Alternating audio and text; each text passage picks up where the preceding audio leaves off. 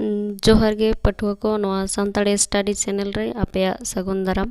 नवा वीडियो दो UG PG rain student लगे हेल्पफुल कना और नेट एग्जाम लगे जहां को पे प्रिपेयर होकान खान उनको लगे हो नवा वीडियो दो हेल्पफुल किया। तबे नितो दो आदो बो एतोहब लगे।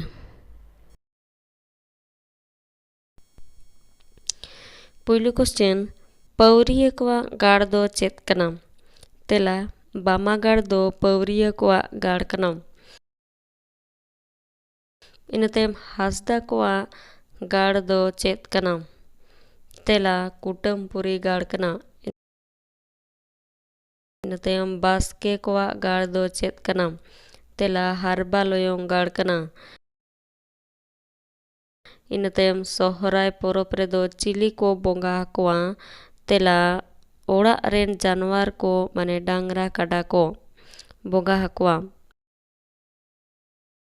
इन तायम छाटकान जजो कना खबर सेटेरेन जोनो गिडी कते कोड़ामिन तपिनेन हायरे जनाम दाता गिदी को जमेकान नवा होड़ सेरेन ओका पोरोप रे को सेरे냐 तेला सोहराय पोरोप रे को सेरे냐। इन तायम किसको कुआ गाड़ दो चेत कना। तेला कोइंडा गाड़। इन तायम जोम सिम बिनती ओल रिया जोस दो चेत कना। तेला धरम जहा रुवड़ का। इन तायम होड़ और समाज रेना आसोले अरसी दो चेत कना। तेला सावहेत कना आसोल अरसी दो। इन तायम तिरी ओनोढ़े पुथिरेन ओनोढ़िया दो ओकोय कनाय। तेला प्रोफेसर हरिहर हासदा।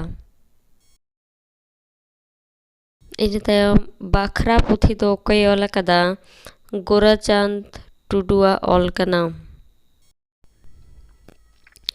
नोडेगे मुचतेना और नवा वीडियो पोइलु पे नेल खान चैनल सब्सक्राइब तबन पे और वीडियो दो लाइक तबन पे और हो नोंकान वीडियो लाहारे नाम लगित बेल आइकन टिपो कते ऑल ऑप्शन दो सिलेक्ट तबन पे।